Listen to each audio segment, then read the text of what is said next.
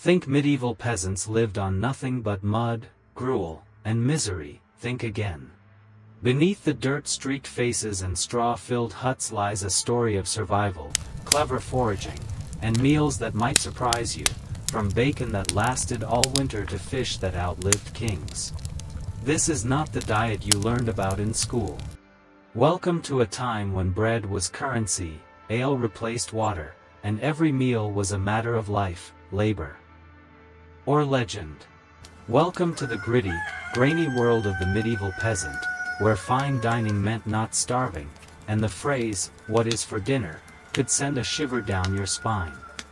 First, let us get this straight, the average peasant was not exactly slurping stew out of a hollowed-out rock. Well, okay, sometimes they were. But life in the Middle Ages was not one endless bowl of gruel. In fact, it was astonishingly seasonal, practical, and, dare I say, creative. These folks were the backbone of the feudal world, serfs tied to the land like their own stubborn turnips. They owed labor, taxes, and obedience to their local lord. And to the church, which demanded a tenth of everything. And I mean everything. Chickens. Cheese. Even eggs that had not been laid yet. Want to use your time to grow your own food? Too bad, you have got church land to plow, for free. And do not even think about skipping it, or your soul might just earn an extended vacation in purgatory. French chronicler Jean Froissart, excellent name, terrible job, wrote that peasants were bound, by law, to plow the fields of their masters, harvest the corn, gather it into barns, and thrash the grain. That is just a polite way of saying, they did all the work, and still had to say, thank you. And because life was not hard enough, if you were caught poaching game from your lord's forest, say hello to punishment, ranging from mutilation to death. All for chasing a rabbit. Bugs Bunny would not have survived. So what did these people actually eat, when they were not too busy doing everyone else's chores? Was it all turnips and tears, or was there something more? Spoiler. Bacon played a bigger role than you think. In this episode, we will break down the full medieval peasant diet, from farm to fire to fork, or more likely, fingers. So loosen your belt, metaphorically, and prepare to dine like it is 1399. If you think farming today is hard work, try doing it with no tractor, no weekends, and a bishop breathing down your neck. The medieval peasant's life revolved around one thing, the land. But here's the catch, it usually was not their land. It belonged to the local lord, and if that sounds like a bad landlord situation, it was. With extra mud. Peasants, especially serfs, were locked into the feudal contract, work the land, pay rent in crops or labor, and obey the lord. In exchange, protection. Which usually meant a wooden fence and the hope the next raiders were not too enthusiastic. Each peasant family was given a few strips of land in the open fields. These were not neat plots, they were long, narrow, scattered stripes. Think of it like being given a pizza. One stringy slice at a time. In random towns. And because life always needs one more twist, you were not just working your own soil. You were required to help farm the Lord's land and the church's land, for free. That is right, your Saturdays were not for rest. They were for Jesus's barley. Oh, and if your harvest was poor, too bad. You still owed taxes. Still owed tithes. Still had to donate seeds to the tithe barn, which, by the way, were often eaten by rats. Or worse, peed on by them. And yet, through all this toil, the medieval peasant had developed a surprisingly efficient seasonal rhythm, sowing in spring, weeding in summer, harvesting in fall, and surviving in winter. Food was not just grown, it was timed. Miss your planting window, and your family might miss dinner. For the next 6 months. This was not just farming. It was survival roulette. And the house did not just win, it also taxed your winnings. So now that we understand where the food came from, let us talk about what it actually was. Spoiler, there is more to this story than gruel and sadness stew. Coming up next, the peasant menu, from bread that could break a tooth to ale that could raise your spirits. If you think living on bread alone sounds romantic, think again. In the Middle Ages, bread was not just a meal. It was the meal. Peasant bread was made from rye, oats, barley, whatever grain survived the harvest. Or the rats. Forget sourdough starters. This stuff had the texture of a brick and the flavor of wet hay. Wheat, that was for the nobility. They had manchet, the soft, white rolls you see in medieval banquets. The kind of bread that says, I do not till soil, I own it. Bread was not just eaten, sometimes it was used as furniture. The trencher was a flat slice of stale bread used as a plate.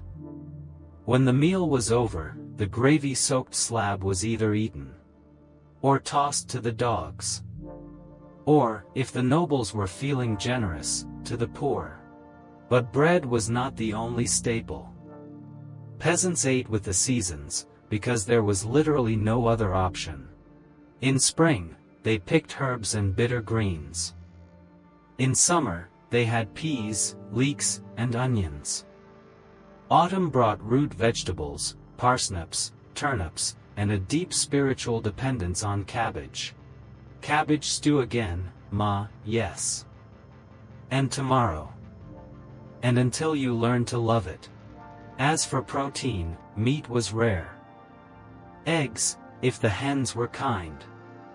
Cheese, if the cow was still alive. Salted pork, only on feast days. Or funerals. But peasants had a secret weapon, pottage. The medieval multi-tool of cuisine. A bubbling stew of whatever they had, water, vegetables, herbs, sometimes meat, usually not. It was a slow-cooked strategy, toss in what is edible, simmer all day, feed the family at night. Honestly, it was proto-slow food. Michelin stars were just a few centuries late. And what did they wash it all down with? Ale. Not the hoppy IPAs of today, but weak, cloudy homebrew. Fermented barley, warm, sometimes flavored with raspberries. If you were lucky. Water was fine, if you had a clean stream. But let us be honest, with pigs in the yard and no plumbing, most folks chose ale for the same reason we do today: it made life more bearable.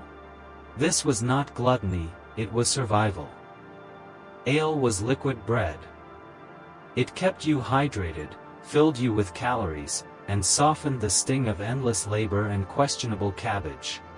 So next time you complain that your meal prep is boring, remember the people who made a 40-day Lent fast with no meat, no dairy, and no coffee. Look like just another Tuesday. In medieval life, the line between survival and starvation was not thin, it was transparent. One bad harvest, a wet summer, rats in the grain stores, you did not just go hungry. You watched your children shrink before your eyes. Weather was not just small talk. It was life or death.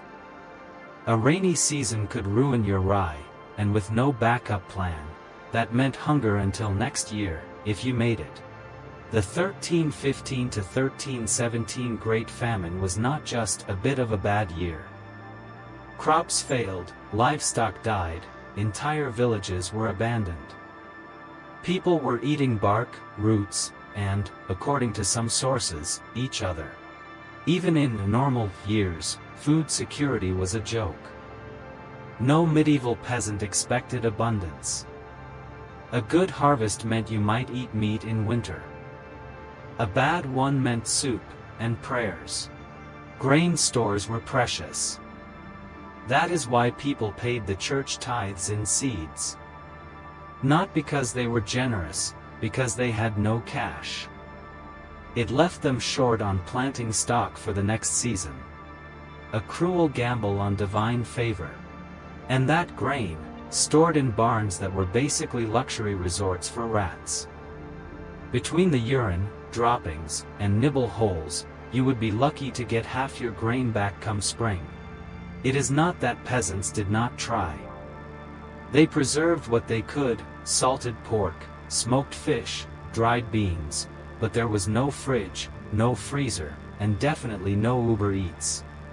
Just the slow panic of dwindling supplies. During winter, meals shrank. Stews got thinner. The meat in your pottage might be a memory. And yet, they endured. With patience, resilience, and a lot of turnips. But there was one silver lining. Plague, yes, you heard that right. When the Black Death hit in 1347, it killed up to half the population of Europe. Utter devastation. But after the horror, food became more available. Less people meant more grain. More meat. Even the poor ate better. It was grim math, but real. For a time, the survivors had more. Peasant wages even rose. Landowners, desperate for workers, were forced to pay better. So yes, feast and famine were not just opposites.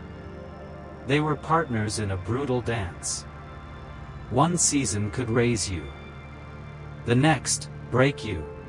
That was the reality of medieval food, never guaranteed. Always earned. And often eaten with a prayer. In the Middle Ages, you did not just eat to live, you ate to please God. Or risk eternal damnation. Because when it came to food, the Catholic Church was not just a spiritual guide.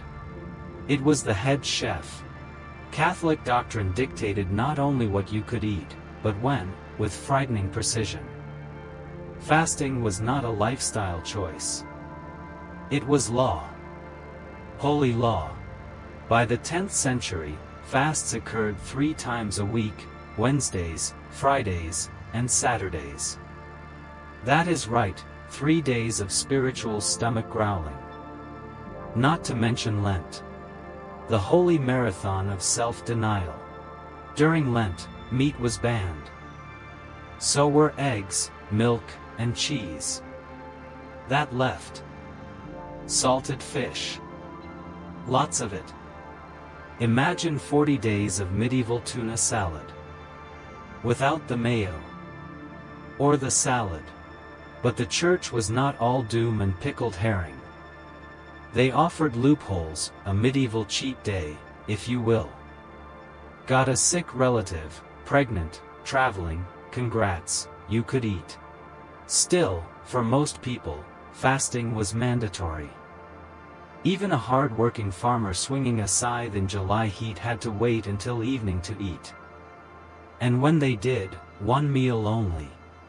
And do not even think about butter. Meat became synonymous with indulgence. So fasting was not just a health detox, it was a moral detox.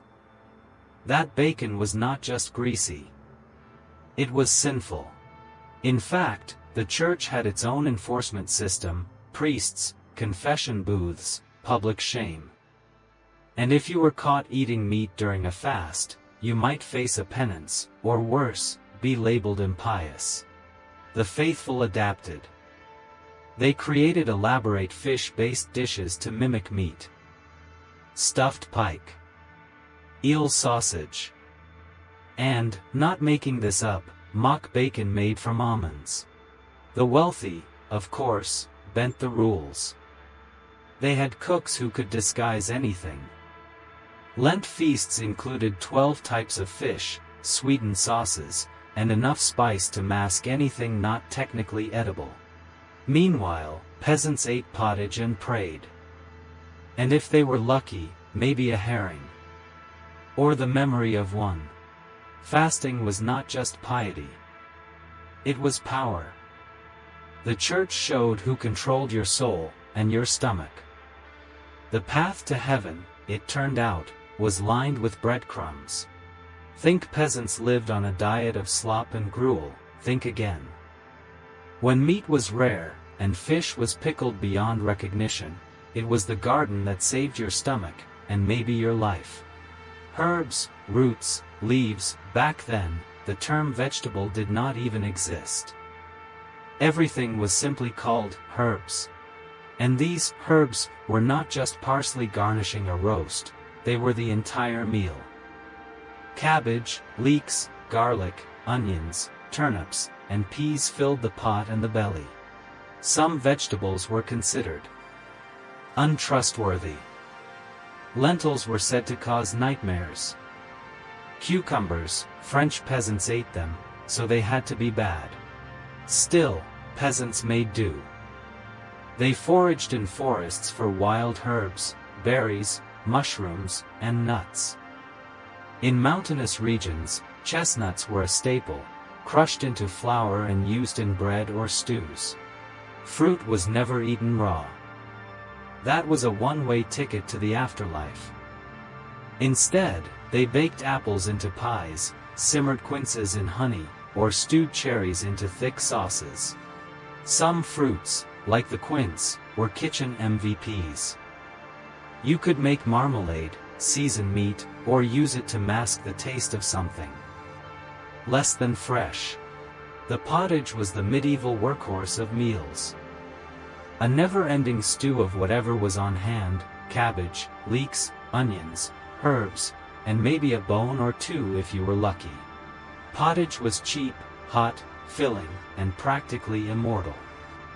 Some pots stayed on the fire for weeks, added to daily, rarely cleaned. Think of it as a very medieval slow cooker. Nobles had their own version, mortrue, a richer, meatier cousin thickened with breadcrumbs and spice. But for the peasant, a good pottage was a good day. Even in hard times, peasants knew how to make food stretch. Whether farming, fishing, or foraging, they kept their bellies just full enough to keep going, and maybe dream of butter. Because while meat was rare, resourcefulness was never in short supply. Let us settle this right now. No, medieval peasants did not only drink beer because water was poisoned. But yes, they did drink a lot of ale. And no one was judging them. Clean water did exist. Wells were dug. Streams flowed. Rain was collected in barrels. But there was a problem: contamination, especially in towns and cities. If your water source was upstream, you were golden. Downstream of the butcher's shop, not so much. Enter the hero, small ale. Low in alcohol, high in hydration, and safe to drink. It was essentially medieval Gatorade. Kids drank it. Workers drank it. Even monks brewed it. Small ale was usually homemade, barley boiled with water and herbs. It was not strong. Just enough to kill off bacteria. And it paired perfectly with hard labor and bland porridge. For those who wanted something fancier, there was mead, the drink of warriors and weddings. Made from fermented honey, it was sweet, strong, and frankly, a little magical.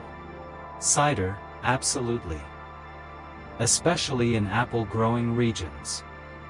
Ferment some fruit, wait a few days, boom, happy peasant. Then there was braggot, a rich hybrid of ale and mead brewed with spices and sometimes drunk at feasts. If your neighbor offered you braggot, you knew you were in for a good night, or a rough morning. Contrary to the "water was deadly" myth, people did drink water, if it was clean. Wells, mountain springs, snowmelt, even rainwater collected from roofs. But if you were living in a medieval town with no plumbing, rats in the walls, and neighbors dumping chamber pots out the window, yeah, you would stick to ale too. At the end of the day, whether it was warm ale or watery mead, medieval folk were not trying to party. They were trying to stay alive, and maybe take the edge off being cold, tired, and covered in mud. If you think modern diets are strict, try eating under Catholic law in the 13th century. Because when it came to your plate, the church was watching. The church did not just guide your soul. It guided your stomach. And for medieval peasants, that meant fasting. A lot of it. Fasting days were common, 3 times a week, plus Lent, Advent, Ember Days, and feast day vigils. That is a third of the year on a spiritual cleanse. Without kale smoothies. On fast days, meat was banned. So was dairy. Eggs, forget it. Instead, welcome to the diet of saints, fish, grains, vegetables, and holy patience. And Lent was brutal. That is 40 days, technically 46, Sundays did not count, where you survived on pottage, old pickled fish, and silent despair. Now if you lived near the coast or had access to rivers, great, you could fish. But inland peasants, they had to ask permission from the local lord to fish in his waters. The most common fish, herring. Salted, pickled, smoked, herring was the medieval equivalent of tofu. Ubiquitous. Bland. And suspiciously gray. For the wealthy, fish could be luxurious. Eels, lampreys, even swans during special occasions. King Henry I of England loved lampreys so much he may have died from overeating them. The poor stuck to basics, dried peas, onions, stale bread dipped in ale. And if you were lucky, some wild greens or herbs from the garden. Because when the church says, no meat, it means, no meat. Some folks try to bend the rules. Beaver tails, technically considered fish. Barnacle geese, rumored to hatch from driftwood. Also counted as seafood. So while the church offered salvation, it also offered a side of penance and pickled trout. Eating became a spiritual act, not just survival, but a form of devotion. Forget steak, forget cheese wheels, for the medieval peasant, survival came in one form, grain. And lots of it. If you did not grow it, grind it, bake it, and boil it, you did not eat. Barley, oats, rye, these were the holy trinity of peasant carbs. And from them came bread, porridge, and that medieval marvel. Pottage. Bread was more than food. It was life. Most peasants ate it at every meal, sometimes with a bit of butter or cheese, often with nothing at all. The darker the bread, the poorer you were. In lean years, grain was patted out with whatever was available, acorns, beans, even mashed peas. The result, horse bread. Edible, technically. Enjoyable, absolutely not. Most homes had a single pot over the fire, and into it went anything that could be boiled, cabbage, leeks, turnips, carrots, maybe a bit of pork fat if you were lucky. This was pottage, and it was dinner. Sometimes breakfast. Occasionally lunch. And yes, it was the same pot, every day, for years. Seasoned by time. And probably by mushrooms that were not invited. Fresh vegetables were seasonal. When you had them, you ate them fast, or pickled them. Cabbage, onions, garlic, leeks. Peasant gardens were not fancy, but they were essential. And fruit, a treat, but never raw. Raw produce was believed to cause sickness, and frankly, when your only toilet was a wooden bucket, no one was taking chances. Instead, fruit was cooked, stewed in honey, or baked into tarts when the flour lasted long enough. Wild berries, quince, and apples were gathered in season, and sometimes preserved for winter.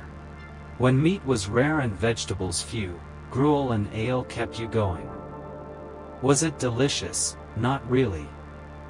Was it nutritious? Also questionable. But it filled the belly.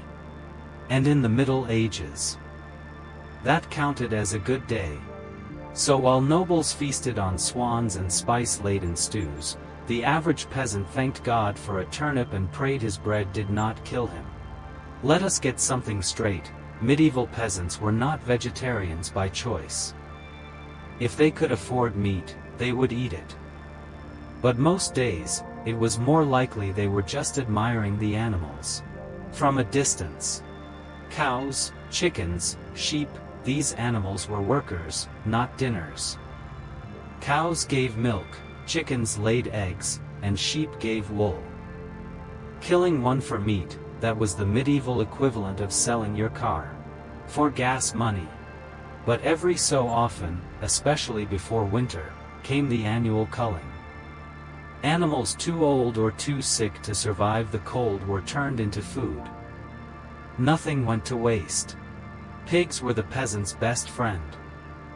Hardy, self-sufficient, and edible from snout to tail. Bacon and ham were cured to last through the frost, fat rendered for cooking. And even the trotters turned into jellied stock. Blood was used for black pudding, intestines for sausage casing. It was not just sustainable, it was survival. Waste not, starve not. Meat was rare, which made it sacred. A feast day. A festival. A reason to thank both Lord and livestock.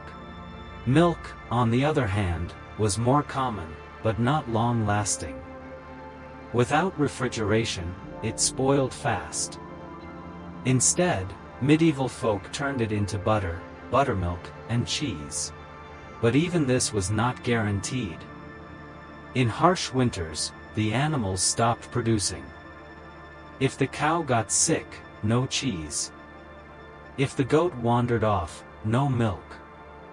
If the pig ran away, well, let us just say someone's dinner plans changed. Hunting was forbidden, game belonged to the lords. Caught poaching, you were not just fined, you could be hanged. So no deer, boar, or even rabbits without permission. Still, the bold tried.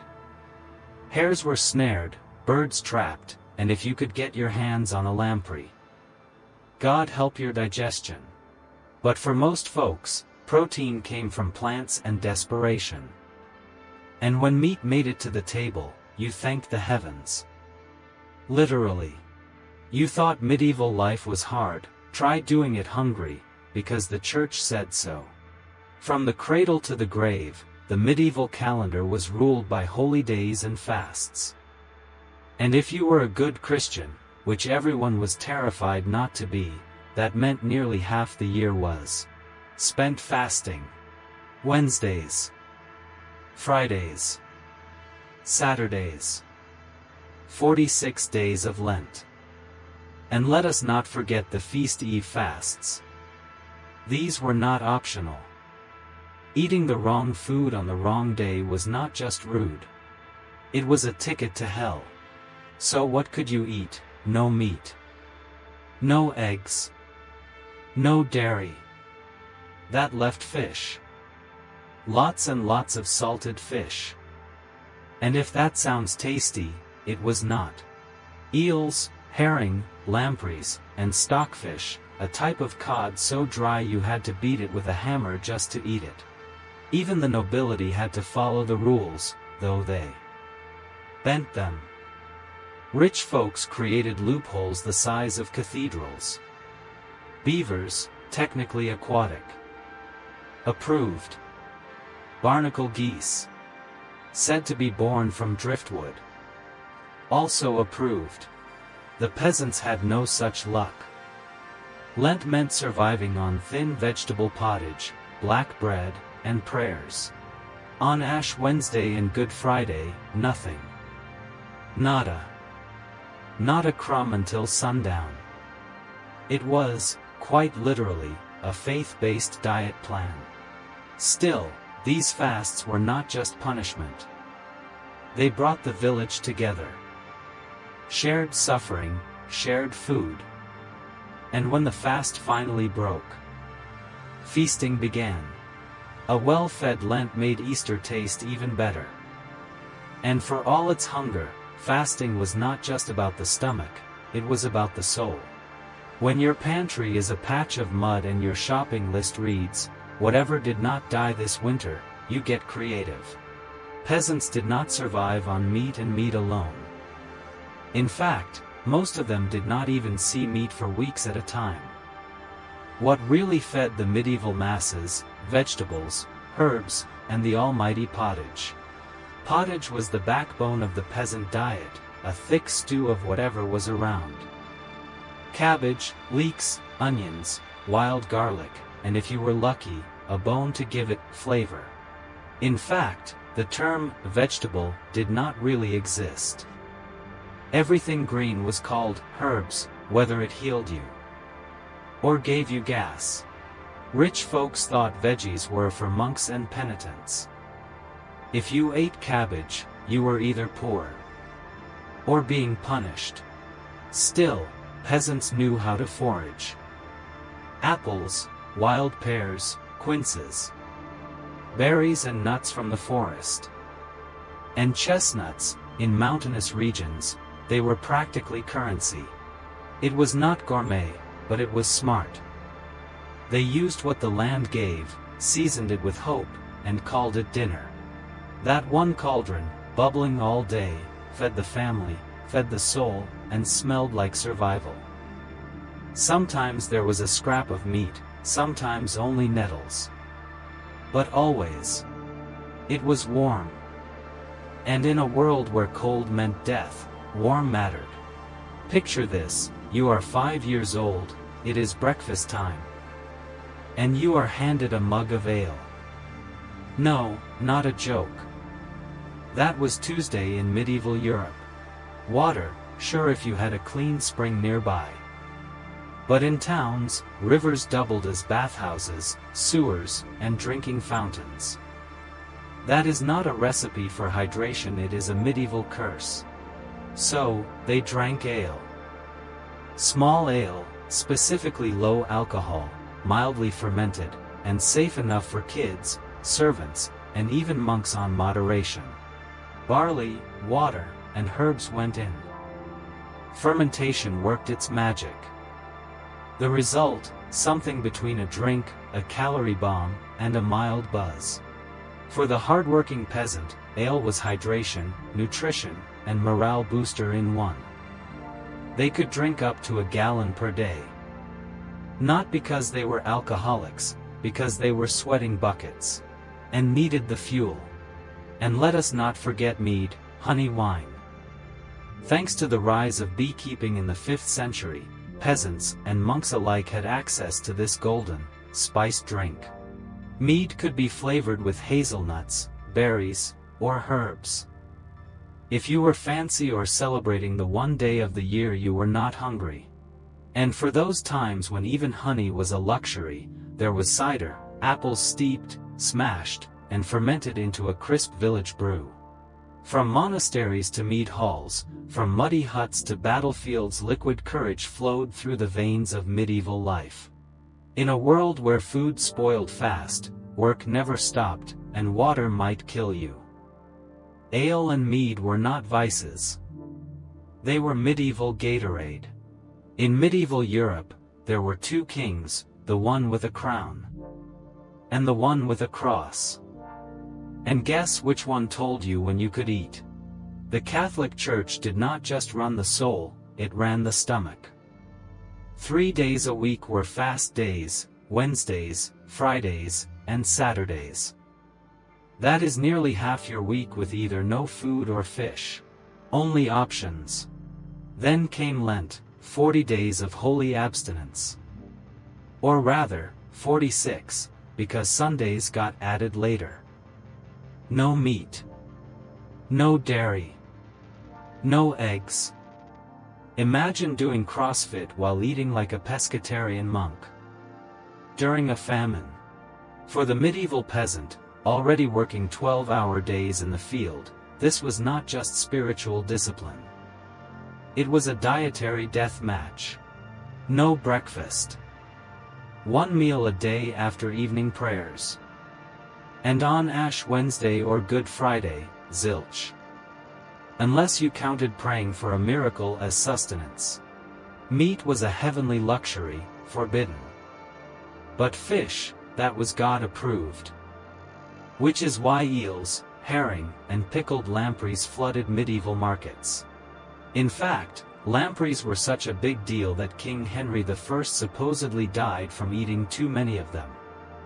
Death by devout seafood. But it was not all sacrifice. The church knew that suffering needed structure. So, fish days became feast days, if you had the coin. Monks got creative, almond milk cheese, mock fish pies. Even fish-shaped bread. So why suffer? Because your soul was on the line. Eating meat during Lent could condemn you. And that loaf of contraband bacon might come with an eternal side of damnation. For the peasant, obedience meant survival, in this life and the next. Hunger was not just physical. It was holy.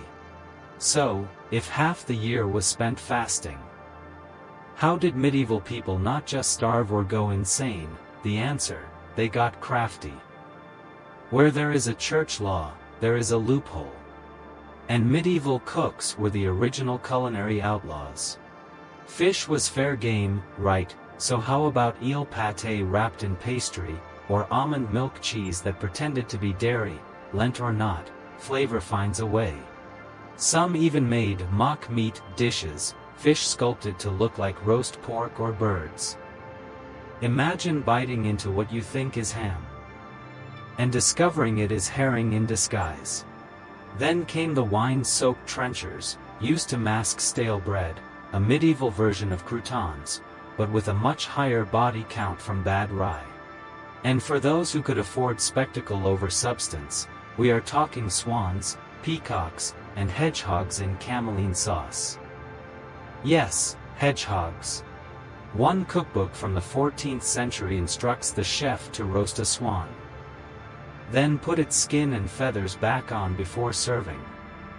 Because what is more appetizing than a fire-breathing zombie bird? Cameline sauce, a medieval gravy made from bread, wine, vinegar, and spices, was slathered on everything. You could buy it pre-made from Parisian merchants, long before sauce culture hit TikTok. But make no mistake, for the average peasant, these recipes were not dinner. They were dreams. Pottage was still king, simple stew simmered over coals, herbs and barley. Maybe a scrap of meat if it was a feast day. Or a miracle.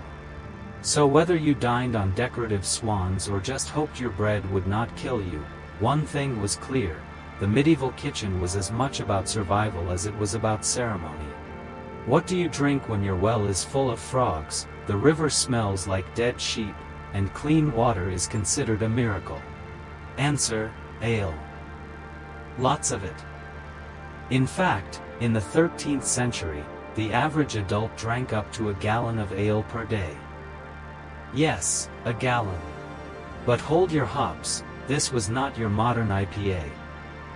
Most peasants drank small ale, low alcohol, mildly fermented, brewed at home with barley and herbs. It was calorie-rich, rehydrating, and safer than most water.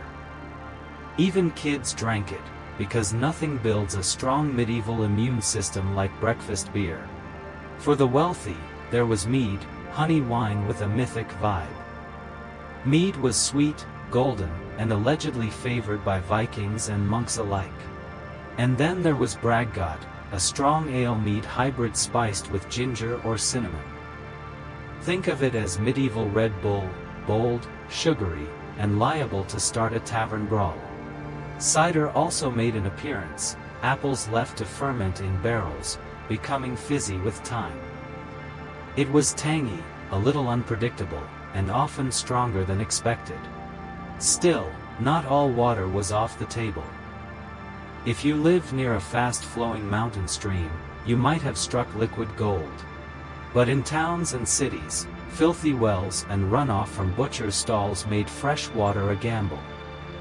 If it did not make you vomit, it probably came with a side of dysentery.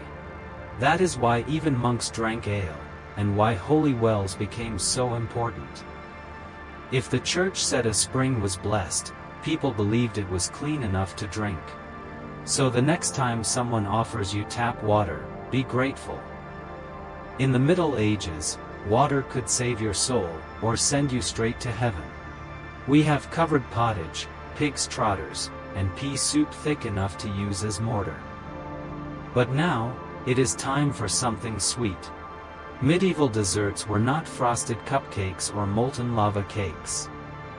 But when sweet craving struck, peasants and nobles alike turned to nature's sugar, honey. With refined sugar a rare and expensive luxury, honey was the golden standard of medieval sweetness. It was stirred into porridges, used in cakes, and even slathered on roasted fruit. In monasteries, monks sometimes made spiced honey cakes, thick, chewy loaves packed with dried fruit, ginger, or aniseed. But do not be fooled. Most peasants never tasted such luxury. Their dessert might be boiled apples, wild berries from the hedgerow, or a crust of bread soaked in ale. In the colder months, dried fruits like figs, dates, and raisins were prized, if you could afford them. Usually imported from the Mediterranean, they were the medieval version of candy. For true decadence, you needed access to spices, cinnamon, nutmeg, and clove, to create the medieval favorite, spiced wine syrup poured over pears or quinces. But the working class made do with frumenty, a thick porridge of wheat boiled in milk and sweetened with honey. It was both dessert and a Sunday treat. And let us not forget custard tarts, a delicacy for feasts, made with eggs, milk, and sometimes sweetened with sugar or fruit paste. Nobles adored them, peasants mostly dreamed about them. As for the really creative stuff, some 14th century recipes include bizarre concoctions like fried milk, almond cheese, and even sweetened rice pudding. Centuries before TikTok, food hacks existed. So next time you are craving dessert, remember, you could be dipping stale bread in ale while fantasizing about raisins.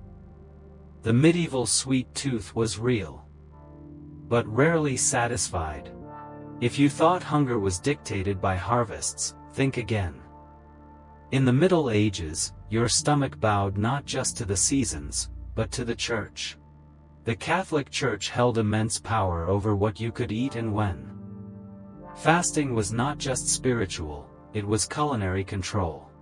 By the 10th century, there were 3 fast days a week: Wednesday, Friday, and Saturday.